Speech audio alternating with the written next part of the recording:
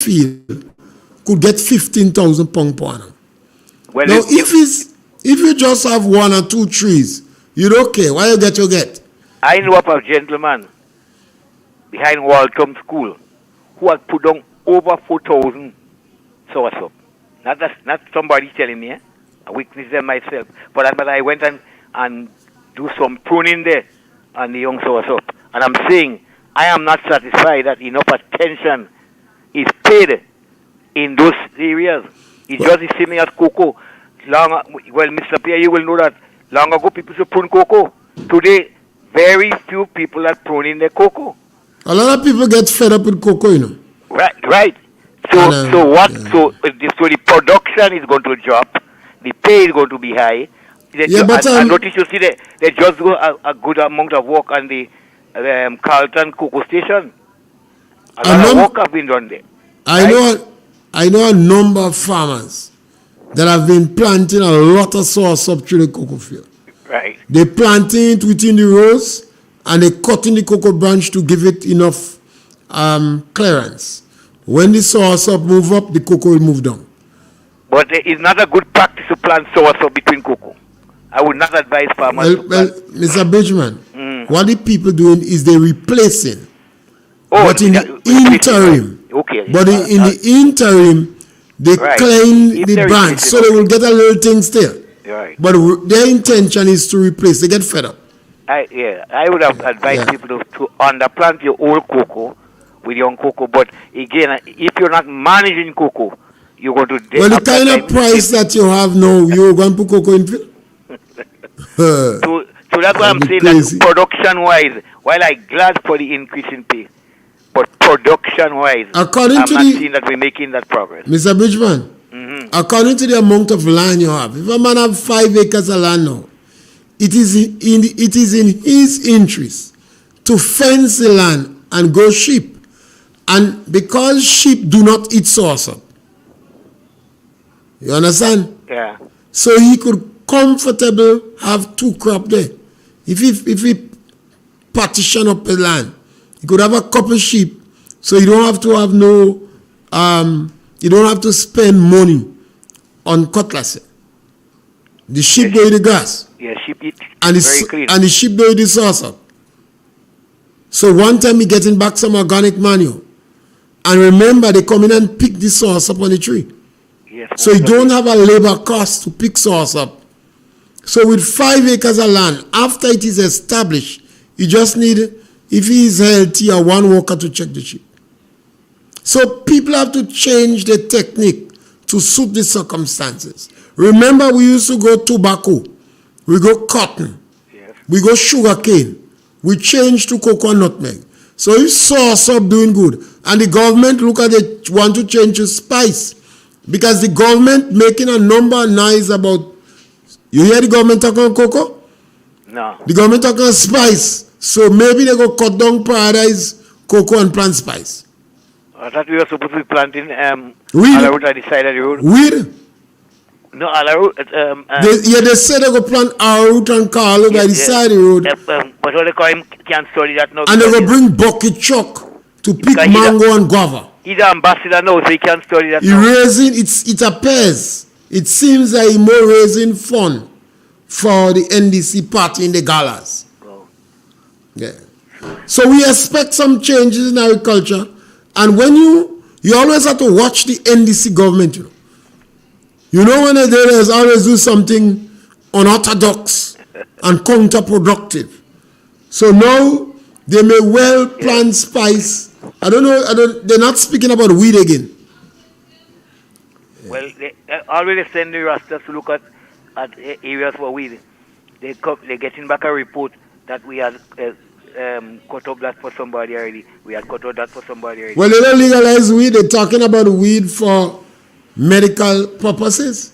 And that means some big companies going to come and establish greenhouses, invest a 40 million in greenhouses. Them Rasta ain't getting nothing. They're just using the Rasta. As how Bishop did. Yes, scholar. Yes, so that's the challenge we have in this country. You always have individuals, and we have to wise up. As a people, we have to wise up. We have to realize, not because a man speak good English and he well dressed, mean he have any character, or he have any scruple, or he's not a bad person. We have to change our position. Not because an individual steal and went to prison, that we condemn him and don't give him another chance. Not because individuals left school and they didn't do as well as we expected them to do, we must not give them another chance. There are some people in Grenada, particularly the National Democratic Congress, that is advocating that. They always cut social programs when they come in power. They always claim the economy is doing better, but people are doing worse. Because they don't invest in the ordinary rank and file persons. You might hear them making noise about 1 or 2 people that get scholarship. But you ought not to invest in tertiary education at the expense of primary education. They like some big project where a lot of them could get a windfall, so they could make a good money in it. But the country, every time NDC come in power, the country is worse off. Go back and check the period in 1990, 1995. Go back and check the period, the period in 2008, 2013. Every time the NDC come in power, this country is worse off. Yes, caller, welcome. Yes, Mr. Pierre. Good afternoon, sir. Yes, my brother. Yes. You know, I'm really shocked at the trade union leaders in this country, because as trade union leaders, they should be educating themselves. And it is really embarrassing to see the standard they take. Because you see, one of the things is that the Arabs, they didn't only castrate the African slaves, but the statement, the written statement that they have about Africans. Because one of the things is that they said that the Negro nations are submissive to slavery. They have attributes similar to dumb animals.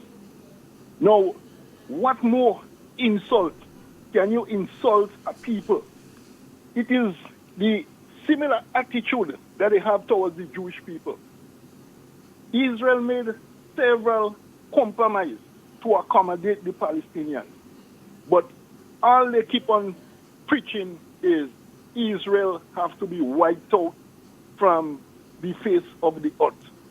And another thing is that what the trade union leaders fail to realize is that we, Christian and Jews, we are all called infidels. Infidels, yes. And we all have to be wiped out. It's either convert or die. So once they get through with Israel, which they consider to be the little Satan, then they will target the big Satan, which is the United States. And after that, they'll be coming for us. So a lot of them guys in the trade union, they like to see our women walking with the butt cheek outside and all the breasts outside and things. Well, it's going to be hijab. Hijab. Right, or whatever. Yeah. And they'll be dress up, well, twice time like how them none of them does cover up. Like zombie walking around. And if you don't go according to the rules, you will lose your head and you will get whipped. Have a good day, sir. Yes, and I think we must talk about it. We have not been speaking about it, and a lot of people don't know. For 700 years, before the white man went and get slavery, before the Europeans go and buy slaves, our African leaders were selling slaves. And the Arabs used to castrate black slaves for over 700 years.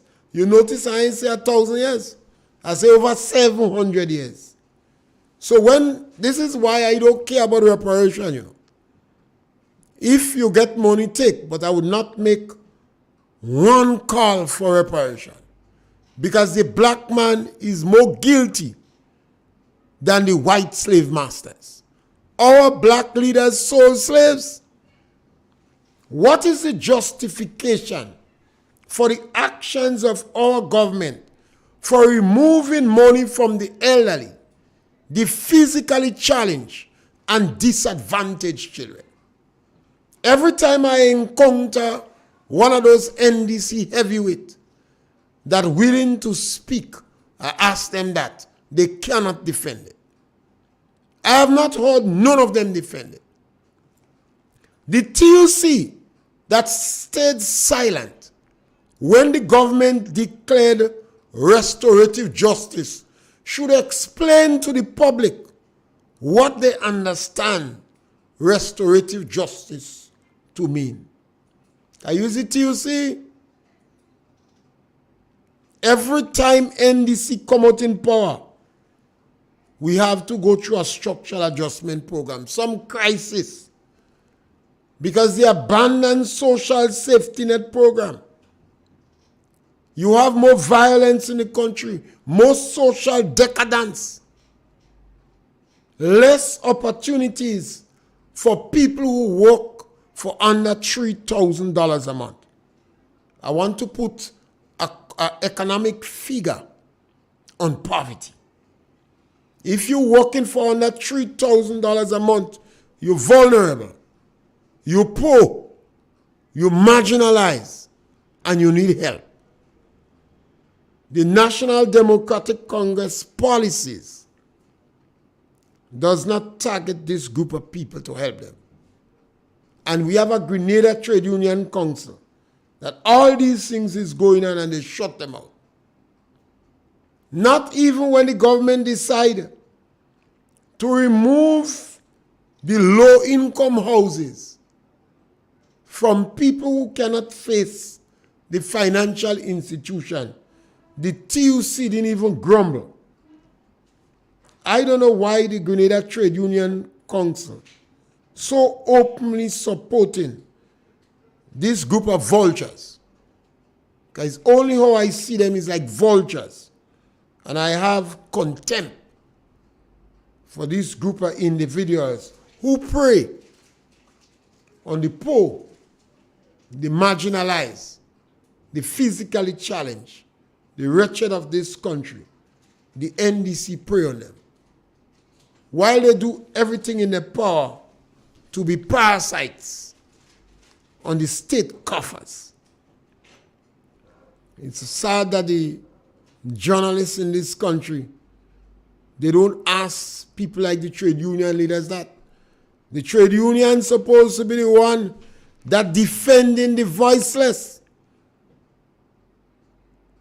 But throughout the history, the trade union does fight down the people in the lower income group. And I think that is one of the biggest problems we have in our country.